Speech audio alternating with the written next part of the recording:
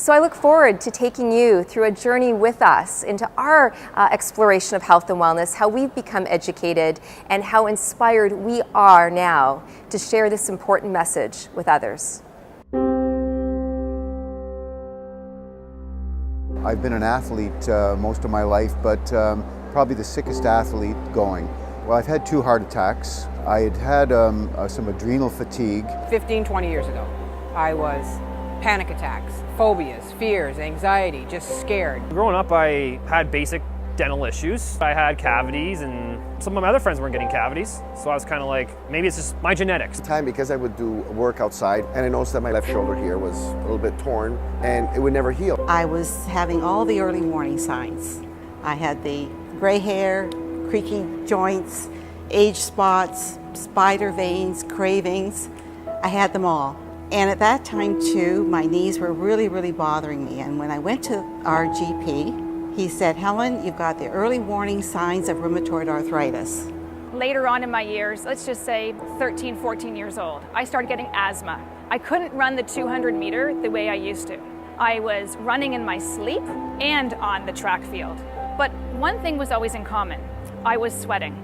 I was sweating at my minerals. Did I know I was breaking down at the time? No, I had no clue I was breaking down.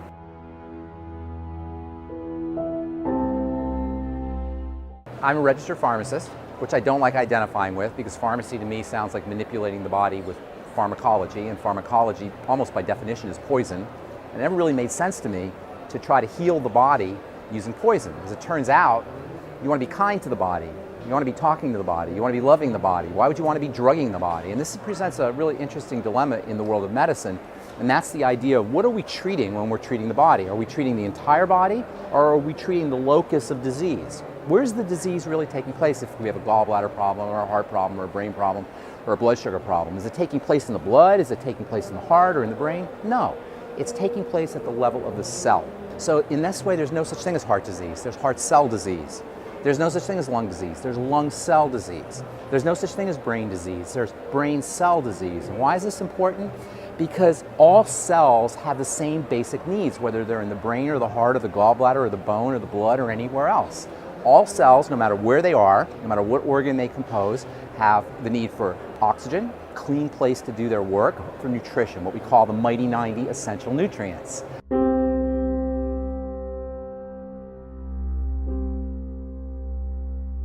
Thanks to you and your family that we found out about Dr. Wallach. We first came in contact with Dr. Wallach, and his message was vis-a-vis a tape called Dead Doctors Don't Lie. You received a tape? Actual tape. I was exposed to it myself by listening to the tape in the car, being dropped off at high school. Dr. Wallach explains things in a very basic, fundamental way. I agree. And in a way that just makes a lot of sense. Very practical, very positive, and very, at the same time, very sophisticated. And it's something that he can do because of his 17,000 some odd autopsies that he's done. He's been able to see, well, every reason why an animal or species is dying is because of a nutritional deficiency disease. It was the most profound fact that he was able to share with everybody in the world. And this is completely research-based. It is through his hands-on research project that I think was a $25 million grant. Yes. And then in turn, this, I think he wrote his PhD by synthesizing this research, and it's now in the Smithsonian Library and considered a national treasure, yep. which veterinarians still refer to. Yes, it's unbelievable stuff.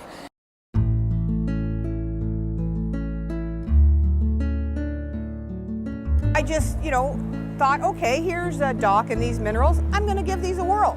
And I have never looked back since then because they were day and night difference. And part of me thought it was all in my head. So then eventually I kind of just stopped taking the products, and then the problems come back. And then I took it again, and then it went away. And this happened about 3 or 4 times. Well, with that, taking the supplements, I was more productive because I wouldn't have to take rest periods. I work in sorting mail, and with that you get developmental fatigue because you're sorting so much mail. And that's where this stuff, the nutrition in the longevity stuff, allowed me to be more alert and more acute with what I was doing. I'm a total believer, and I'm totally committed to longevity because I feel so good. I actually feel younger, and I'll be 66 in July. It wasn't until Dr. Wally came into my life that I realized that I was just getting a cupboard full of this, that, and everything when you need the 90 essential nutrients. And when you give your body the 90, that's when things start working. Now I eat, breathe, and live minerals. I want the whole world to know that we are mineral deficient globally. And going forward, I really feel that if people just understood the importance of minerals, it will be life-changing.